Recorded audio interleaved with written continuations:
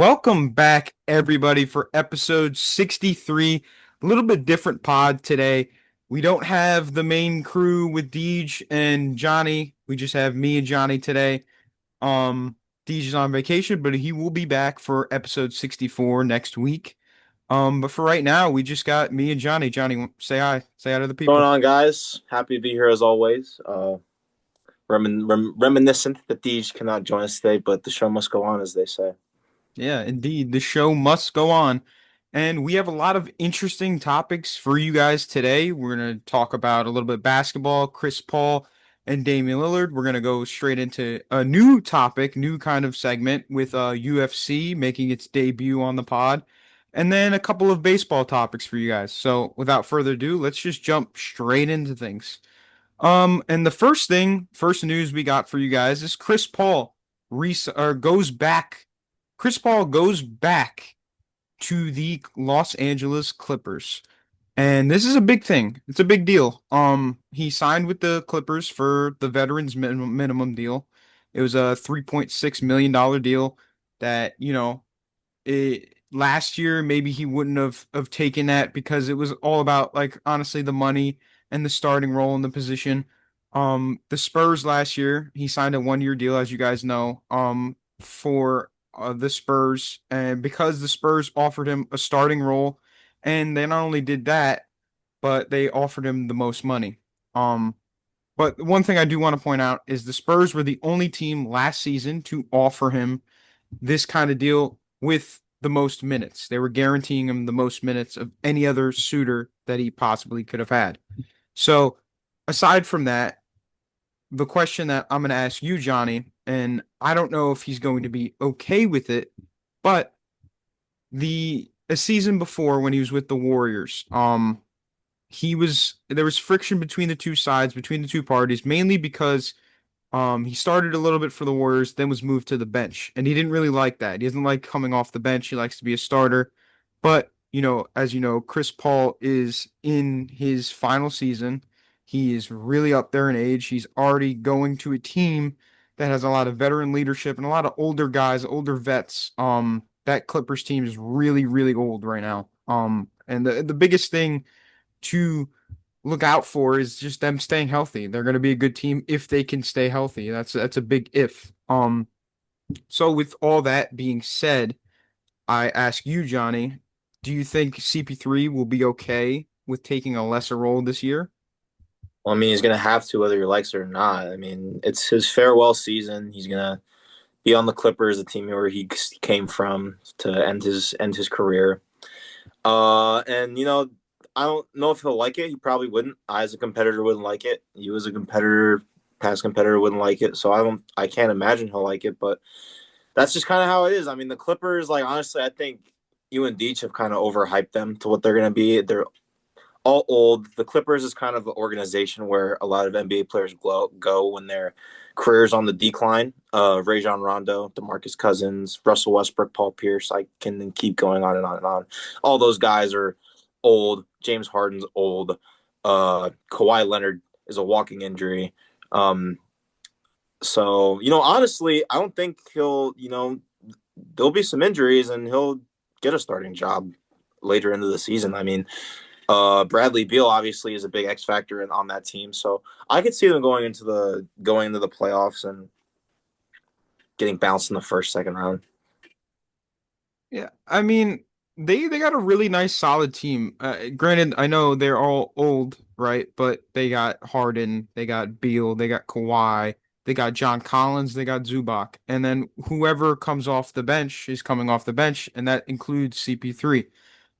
I hope that he's okay with taking a lesser role because I don't think he's capable of taking a starting job anymore. He's old. He's 38. What is he? 38? yeah, I mean, well, he started all last year for the Spurs, and he really did a decent job, like he averaged like 8 points and like around 8 assists as well. And He averaged 8 points as a starter. at this point in his career, he's not going to score much. He's going to distribute the ball as best as he can. That's what he's going to do. Well, That's his game right now. That's then where he's at if that's currently. the game, then he shouldn't be a starter. Yeah, which is why he's on the Clippers now. I feel like he wanted to go back home. He wanted to end his career in the right way, and good for him. I really feel good about this signing for the Clippers. Um, and I think he could be very great off the bench for them. So it's just gonna come down if the Clippers could stay healthy. Really, I again, like I said, like Deej said, I'm kind of in a different playing field than you are, Johnny, with the Clippers because I really do feel like they could make some noise. They have a really solid team. But it's just really mainly dependent on if they could stay healthy, if they could, keep all the players on the court at the same time. Because at some point during the season, Kawhi's going to go down. I'm sure James Harden's going to have his injuries throughout the year. Um, Bradley Beal's going to get hurt eventually, probably as well too. The only two players that I really see playing a lot and staying healthy a lot is John Collins and Zubac.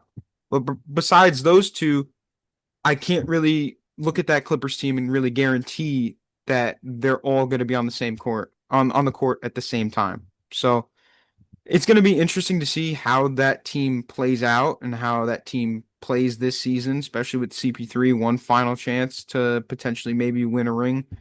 But they're going to be a playoff team. They're going to be in the playoffs. They are almost every year. It's just a matter of how far they could go and if everybody's healthy.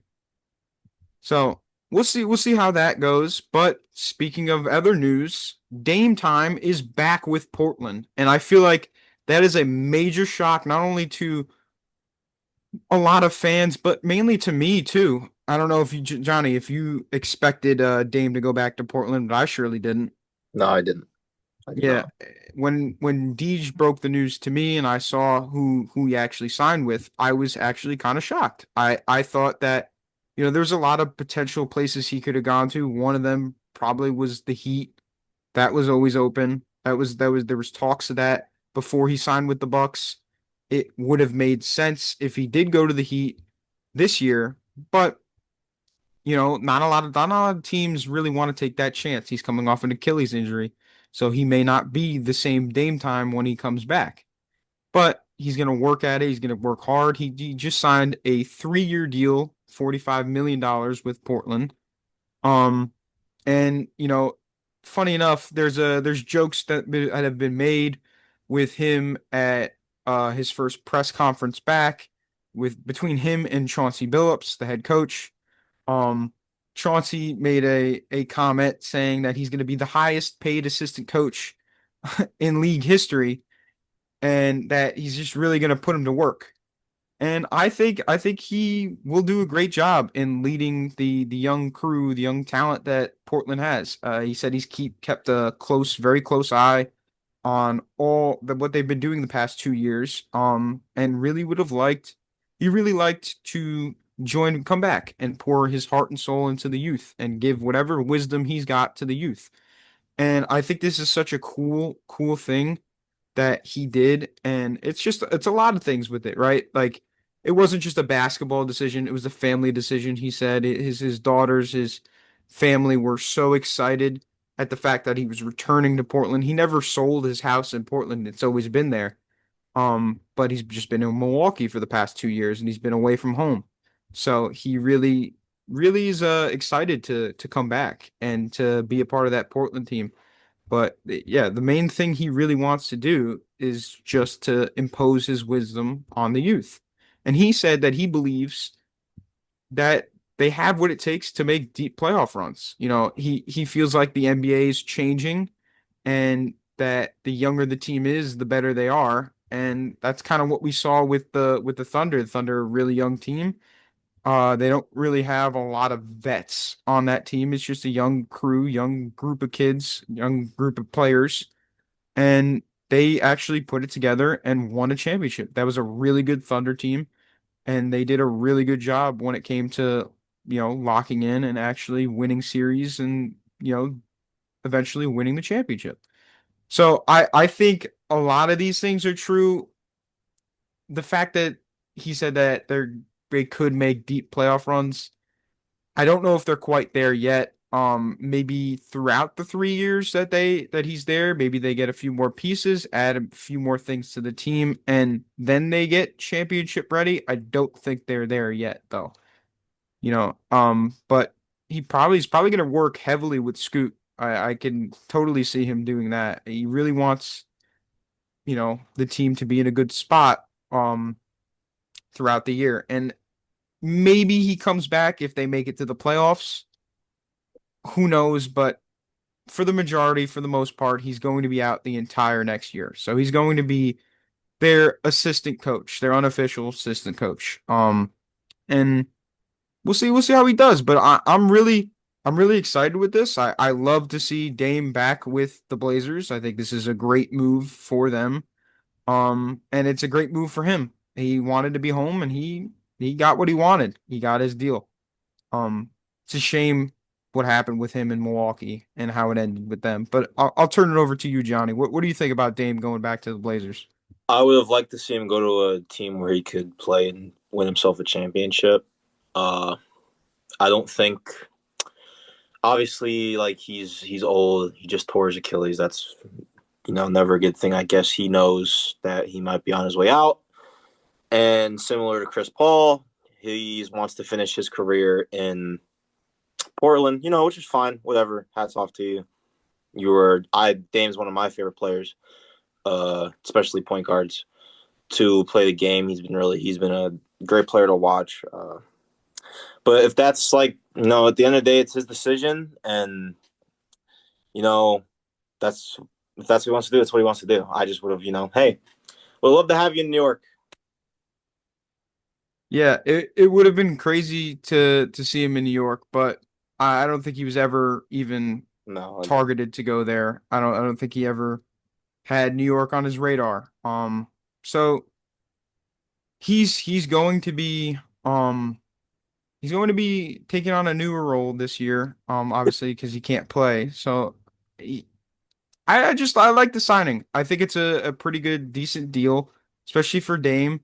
And they got him at a bargaining chip, obviously, because of his injury and the fact that he's not going to play this next season.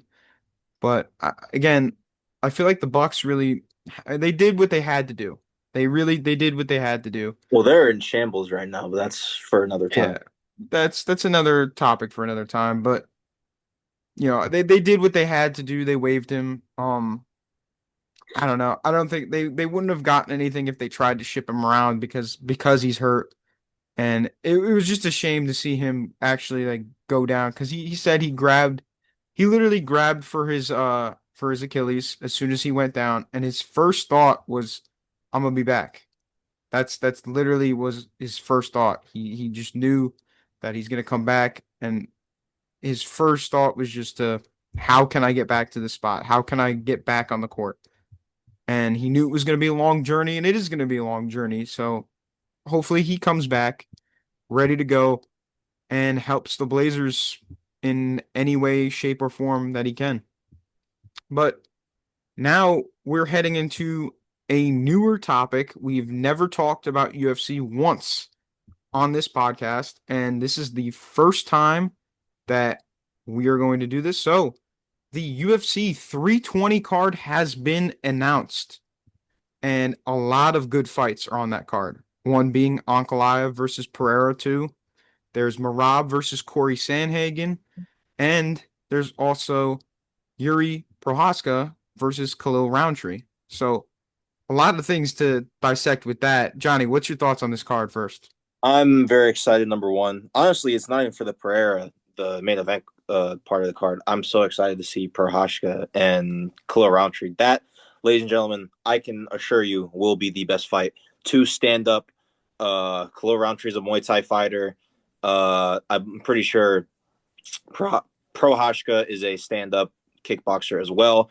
Those are always the best fights. Either it's going to go 5 rounds of them just hitting each other in the face. Someone's going to make it knocked down, knocked out, technical knockout, whatever you may. It will be an exciting fight, I assure you. It's always great to see two stand-up guys because then sometimes when it's one stand-up guy versus a ground fighter like you saw with Marab and O'Malley, it's usually not that fun to watch, but this will be a good fight. I'm excited to see how Pereira has upped his game or changed his game, honestly, to fight what's his name, Ankalev.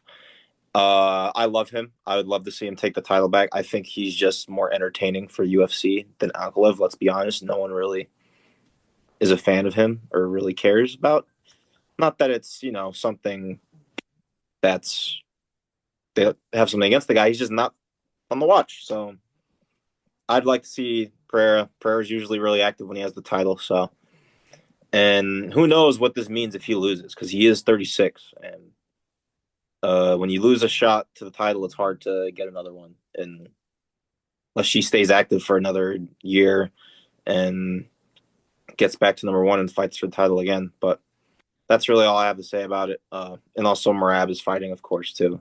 Also, very, very good, very fun to watch. Solid stand up, but mainly known for his ground game. So, Yeah, all of these fights are going to be really, really good. Ankalaev versus Pereira. There's a lot of things that Pereira needs to do to, you know, get back into it and actually get the belt back because in the first fight between the two, what I noticed, besides the fact that he had 100% takedown defense, he was really good with defending the takedown. Um, and obviously didn't go down once.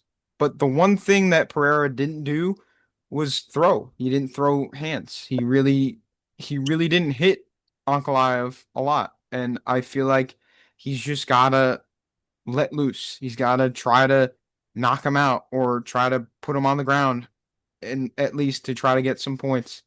Um, I think he's just gotta really let loose and put Ankalaev in his spot. But it's easier said than done because Ankalaev is a really good fighter. And I don't think he's lost in a very long it's time. pretty good. No, So, in saying also young. that, yep, in saying that, Pereira really needs to come out with vengeance in this next fight. Because if he loses, who knows really the next time? It's probably shortly in the future, but he's going to have to work to get back to a championship fight. Going into the Marab versus Sanhagen fight, I think that's going to be a crazy fight. Marab is on a crazy 13 fight win streak, and he really just seems to be getting better as he goes. He just defeated um Mr. Sean O'Malley again, um, which a lot of people probably thought it might have gone a different way, but I think actually a lot of people had Marab to win that fight. I'm And about to say I wasn't yeah. surprised. Yeah, I don't think a lot of people were actually really too surprised that Marab actually won that fight, but he just keeps building his resume. He's got a lot of great fights under his belt. He's been doing a great job defending the belt, and again, 13 fight win streak. That's really, really good. Really, really good. And then as for his opponent, Corey Sandhagen, he's, I believe, ranked third in his division, in their division. And he's also on a 2 fight win streak. He just beat Figueiredo by TKO in his last fight, and who knows? Maybe he pulls off the unthinkable and trumps Marab. But I gotta say, in this fight, I really do have Marab again because I just think he's on too hot of a streak, and I don't think it's gonna stop anytime soon. Yep. Aside from that, going into the Yuri Prohaska versus Roundtree fight. That's going to be a very, very tough battle between the two. I don't know if it'll go the distance, but I'm kind of hoping it does because if it does, it's going to be pound for pound and it's going to be back and forth the entire time. They are going to be fighting to the end, and I just like you said, two stand-up fighters, they will always be um, throwing hard punches to each other, towards each other. And hopefully that I think that honestly has potential to win fight of the night. That might genuinely win fight of the night. That's my pick, but I think the card is really stacked. There's a lot of other fights that we could get into, but the main three are the three that we mentioned. And I'm really excited for that card. There's a lot of great cards coming up, and there's also the UFC White House card that is coming up next July. So that's going to be an insane card as well. There's a lot of potential fights that could be made. John Jones has made it known that he wants to be on that card. And maybe we get Conor McGregor back for that card too. Who knows? Because Connor's really a wild card at this point in his career. And if he does come back and he loses again, I don't know if he will ever step back into an octagon, you know, into an octagon and fight again. So Well, I don't think he's fighting next year either. I think that's a bunch of speculation. I'll believe it when I see it. When I see him in the cage, I'll believe it.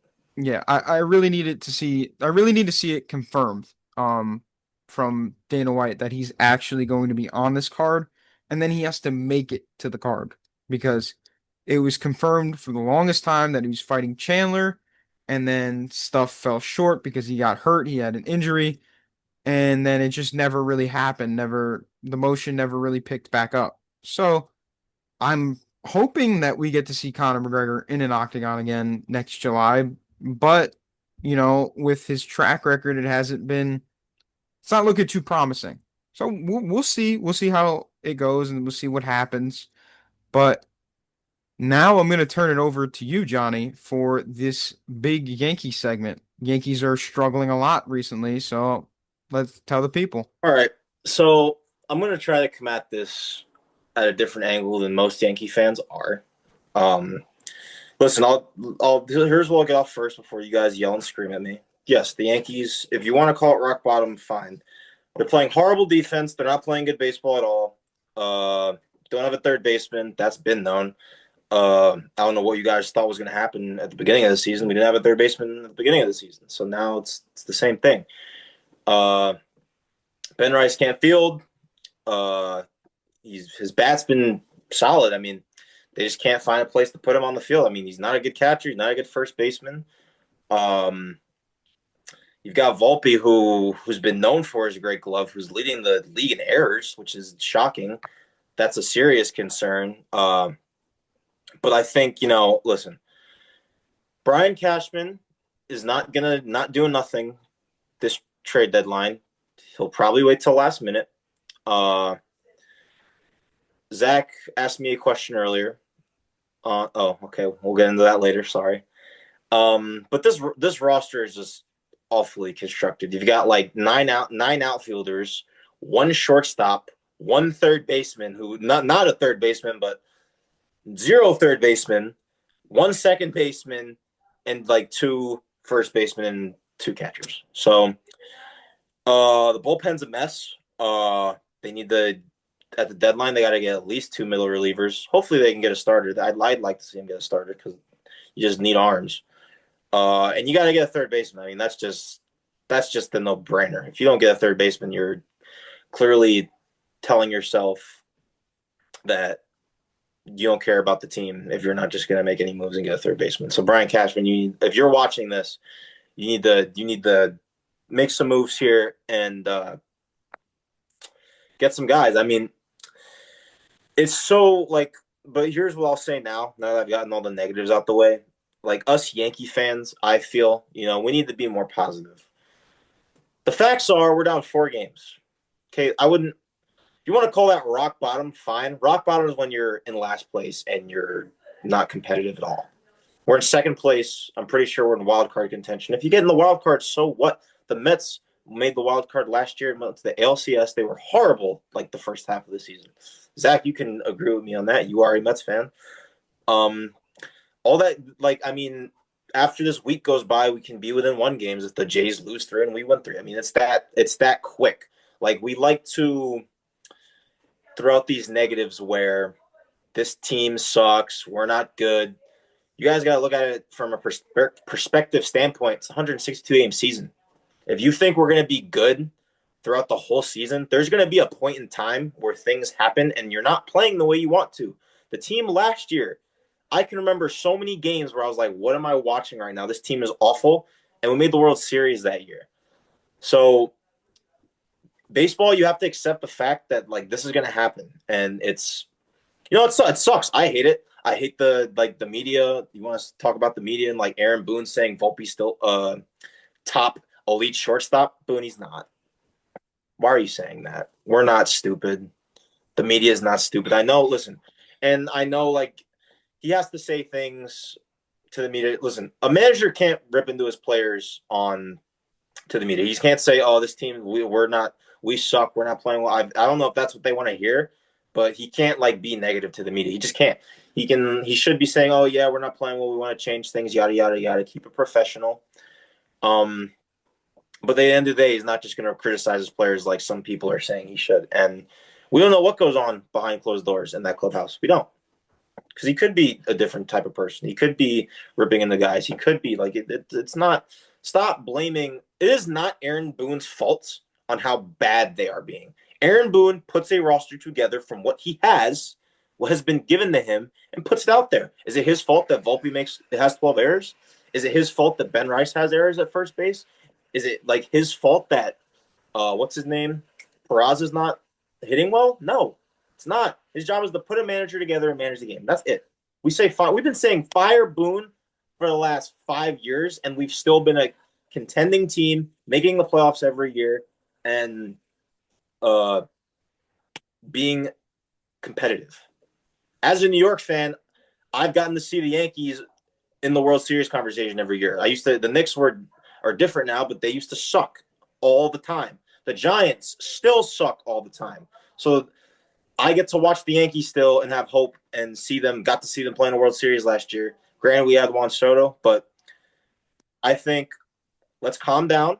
Let's give this another couple. Let's give it before the trade deadline. If Cashman makes zero moves or not enough moves, we can talk about it then. We can talk about rock bottom then. But let's hold off for now. Let's give it some more time. It's a long season still, even though it's half. We had a whole another half to play. That's it. Yeah. I think you said it pretty decently. The only thing I don't think Yankee fans are going to take too, you know, kindly in the comment section with is the fact that, you with whatever you said with Boone, Boone because I doesn't know hold. I Okay, know one more thing. Boone needs to play. He doesn't hold his players accountable. That's where I have an issue with him. Who was that? Peraza that didn't slide when Acuna threw the ball to third and got tagged out. I'm pretty sure I'm He not should have entirely on the sure. bench. Should have benched Volpe for a little bit, honestly. That stuff he can control. But in terms of putting guys out there and them screwing up, that's not his fault. So that's it. I just wanted to add that in there before I. Yeah. Look, I don't know how many Yankee fans are, like I said, gonna be too happy with what you said about Boone, but because a lot of Yankee fans really want him gone, and I'm not gonna really speak too much on that because obviously I'm a Mets fan and that's my main focus. But I saw something interesting on Twitter. I don't know if it was from either Jim Duquette or Jim Bowden, but if whoever it was from, there was a proposed trade on Twitter that had Mark Vientos going to the Yankees 1-for-1 for Jason Dominguez. Now, I just wanted to bring this up as a fun thing to talk about. Um, Johnny, before I say anything, let me hear your thoughts. What do you think about that potential trade? No, You think it's a good I'm move for not the taking. Yankees? No, it's an awful move. First of all, as much as I loved Mark Vientos last year, I thought he was like this guy's electric. I loved watching him play. Uh, he's hitting 224 with a 633 OPS. No, that's not something I want right now. We're trying. Listen, the Yankees right now need to be all in until Aaron Judge is on this team and is in his prime, and that means you need to go for the big names. You need to keep Dominguez. Listen, so here's the scenario I drew out. You've got Judge. I want Bellinger on this team next year. I want them to re-sign him. I love him. He's been great. He's got snubbed of being an all-star. He's putting up great numbers, and I love him. Just keep him there. So now you got Judge and Cody Bellinger, right? You need a third guy. All right. I don't see the way. Listen, Dominguez has been playing. He's been a okay bat, solid bat. He's been all right, but his defense just is not there yet. And I know he's a rookie. And honestly, Kyle Tucker's going to be a free agent next year, and you still have Spencer Jones to deal with. So if you want to trade Dominguez, go ahead.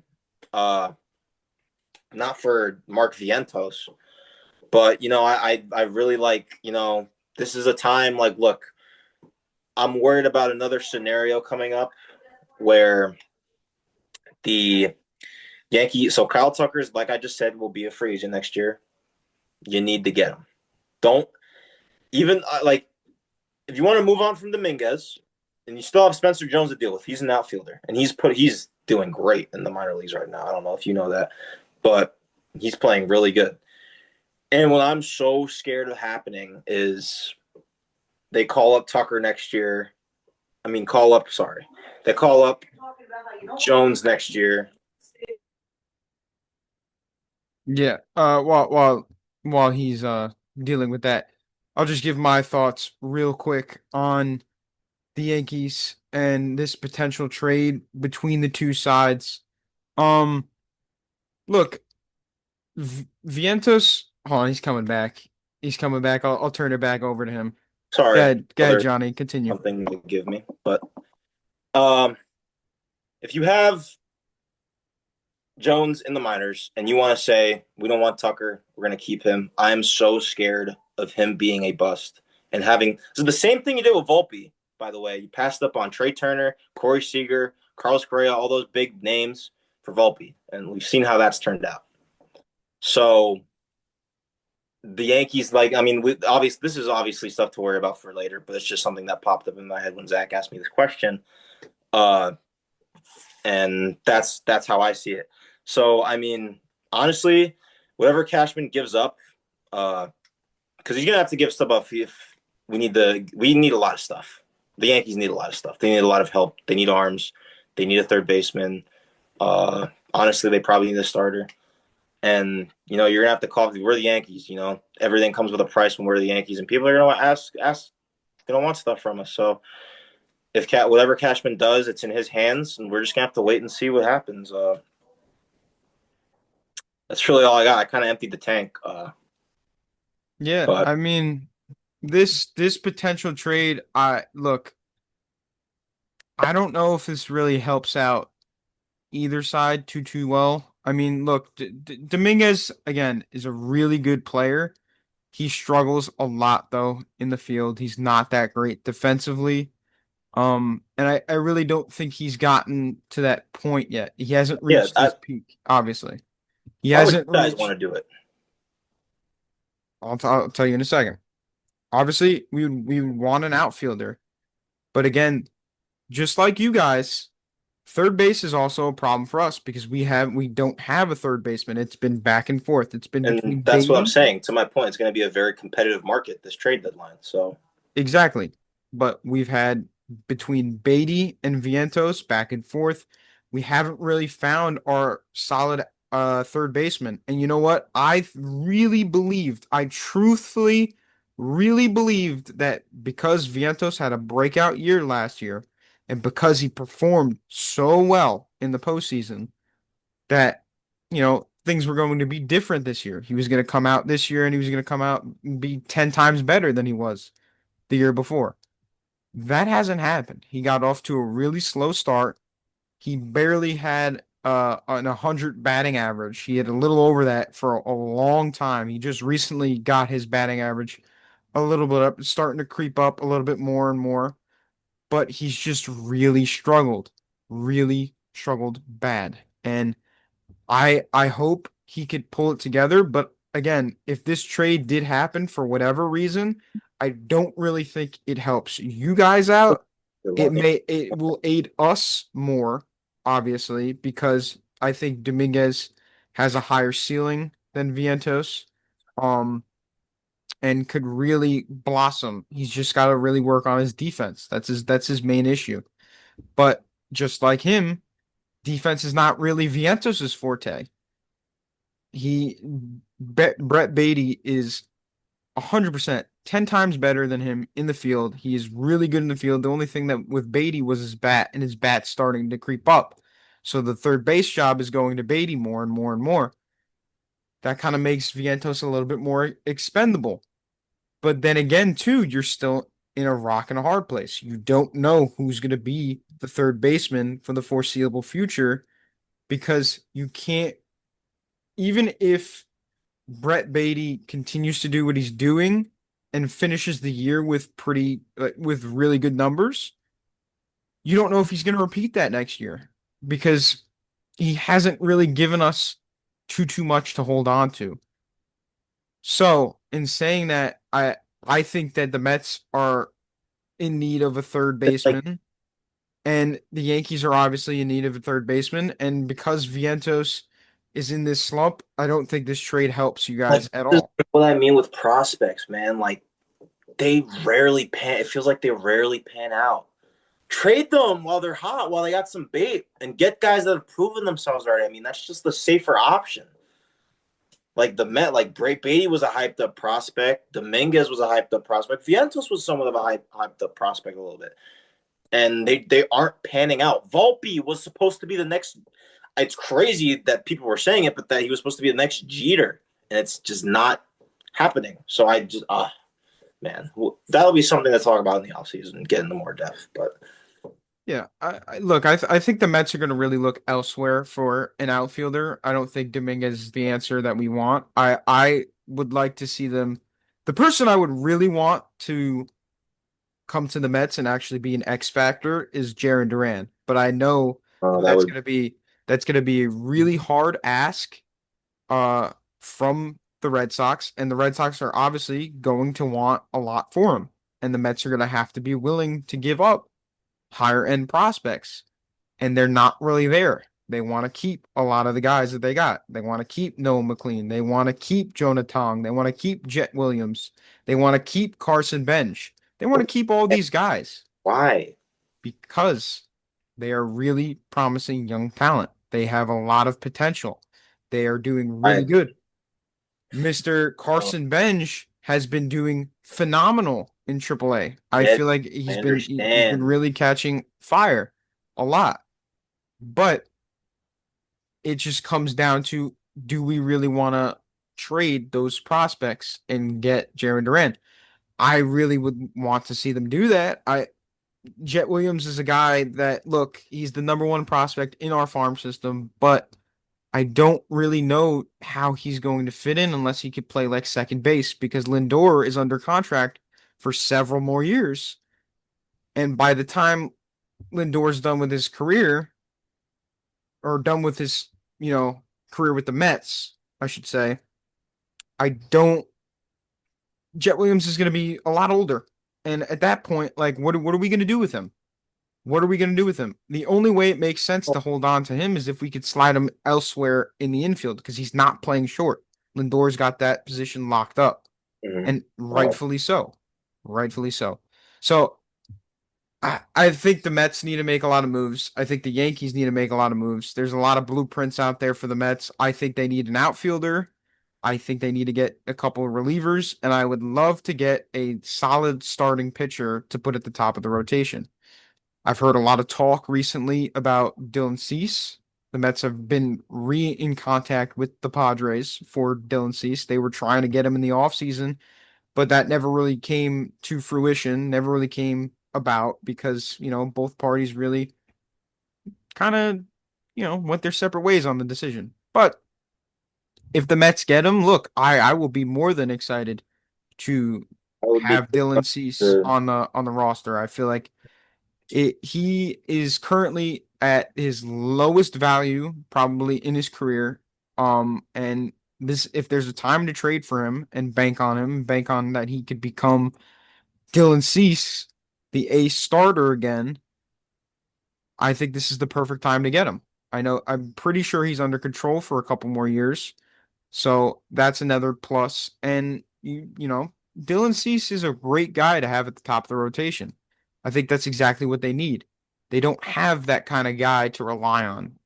But then again, Dylan Cease he's got a 5 ERA this year. He's not been performing. He's not been good. So I'm hoping that if they do end up pulling the trigger and they do end up working out a deal with the Padres for Cease, that he turns it around. Um, but I don't think he's going to cost all too much right now because of the fact that he's not doing good.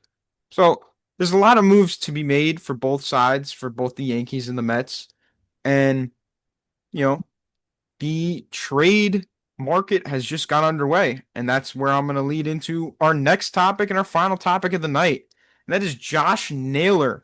He just went to the Mariners. He's heading to the Mariners, heading back to the D-backs are left-handed pitcher Brandon Garcia and right-handed pitcher Ashton Izzy. Garcia is the 13th prospect in the Mariners farm system, and Izzy is the number 16th prospect in their farm system. So the number 13 and the number 16 went to the Mariners for Naylor. I don't dislike this at all. I really don't. I think this is a great move for the Mariners. As for the D-backs, they're really in a selling mood right now. They have not had a great year. They have not had a promising year to say the least. They've been shopping around Suarez everywhere, and just by the day, Suarez's value just keeps going up and up and up and up because he just keeps smashing home runs. And he, I don't even know what he's at now. I'm pretty sure he's at either 37 or 38 home runs. He's at a Oh, stupid amount of home runs and a stupid amount of RBIs, and he's having one of the best years of his career currently. So his trade value is at an all-time high. And I know the Yankees have been looking at him a lot. please, I don't know what would have to be given please. up. They're gonna want so much. I already know. I just Cashman's not gonna pull the trigger. They're gonna ask for it. They're gonna want Jones. They're they may even want Lombard. Uh oh man, I want him so bad. Look, if they ask for Jones, I don't know if the Yankees really should do that. I don't think that's a good deal for them because again, Suarez is on it's the rest of this year and then they would have to re-sign him again I mean, if they I want him know back. thing too. Like it's just not. Yeah, I mean, it sucks. I mean, if you're banking on the fact that for sure you're gonna get Kyle Tucker, then fine, get rid of him. But that's not. That's that's too early to pull the trigger on something like that. I really want him. I think Cashman needs to do everything in his power to get him. It's going to be a hard ass though because the Diamondbacks are going to want a good amount for him, especially because of the year he's But having. no, but is does that are they allowed to ask that much? They're obviously allowed to, but like, is his value the same with his contract being up after this year?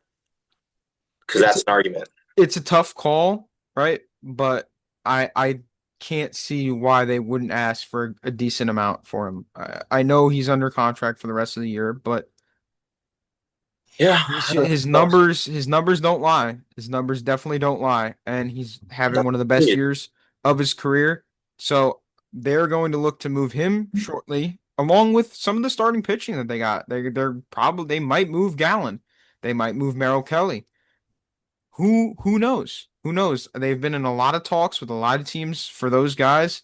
I know the Mets have checked in on them and asked about their availability. And look, the D-backs are really sellers at this point. They just haven't had the year that they would have hoped, and they already started the fire sale with Naylor going to the Mariners today, and that really kicked off the trade talks, trade market. Um, Deadline's coming to an end and very soon, so it teams are going to have to start making moves what's the now. date? I believe it's the end of July. I think it's July 31st. But we only got a short amount of time. We got a couple days, really, maybe a week or so, for teams to actually really start getting, stuff going and start talking to other teams to make trades. I like this move for the Mariners. I think Josh Naylor is a great guy to add to the lineup. He's having a terrific season. I believe he's batting 292 right now with 11 home runs, 59 RBIs, and a little over an 800 OPS. That's a guy I would want on my team. I was just about to say that. I mean, Yeah, a so great I move by think the Mariners. I mean, everything you just said is. yeah, I think he's going to do really good with that team. And he's gonna continue to do what he's been doing all year, and that's been hitting the ball. He's been hitting the ball pretty well. So it's interesting to see. Actually, I don't think ever had him pegged to go to the Mariners. I haven't heard any rumors, but then again, I'm not a Mariners fan, so I haven't really been paying attention to the links, but I haven't heard much about Naylor being traded, but they started their fire sale, so it's just going to continue more and more and more. I would think they're probably going to move either one of the two between Kelly and Gallon. I think one of them is going to go eventually, and then obviously the big boy to go for them is going to be Suarez. They're going to try to get whatever they can for Suarez now, and it's a smart move. It's the right move to make. They're not going to blow it up completely. Obviously, they're going to keep their main guys, and To especially Carroll. They will never trade Carroll. Carroll is going to be the face of the franchise for the say foreseeable future. Carroll and Cattell. I'd say they probably keep them too, but who knows? Who knows? Who honestly knows? But the main guys to go, probably those two pitchers, one of the two pitchers, maybe both, and Suarez. They're gonna shop around. They're gonna see what they could get, and I don't know. I don't know. I don't know what the trade value would be on Gallon right now. I don't know what the trade value would be on Kelly. I don't think they've been having two terrific years in general. So it's going to be interesting to see what they could get for one of them, or if they decide to trade both of them, both of them. And then Suarez obviously is the big question mark because again, like I said, his value's going up and up and up, and there's not one thing anybody could do about that because he is just having a career year. He's having one of the best seasons, if not probably is. It probably is the best season he's had in his career. He's just mashing home runs, and I don't know what he's going to end up with, but it's I could totally see him having more than 50.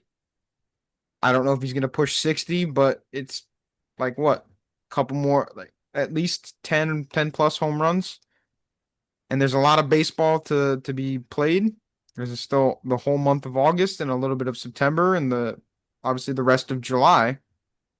So at this rate, I mean, I don't know what he's going to end up with, but it's going to be a crazy amount of numbers. And if he does get traded to the Yankees, I think he's going to do fantastic there. The short porch will play into his favor a lot. He is a pull hitter. That's all he really does. If you look at his spray chart, he's really just pulling the ball. All his home runs pulled, pulled, pulled, pulled.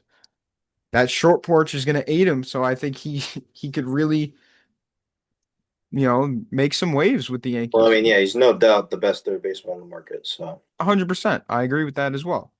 But they're going to the D-backs are going to ask for a good amount for him, and at the end of the day, you just got to be okay. You got to see if you're okay with giving certain players up. Like if Jones was in that deal, are you okay with that? I wouldn't be. Jones is on a tear right now. I think he I just hit wouldn't be three as home upset as. runs. I He mean, just yeah, hit three home runs today.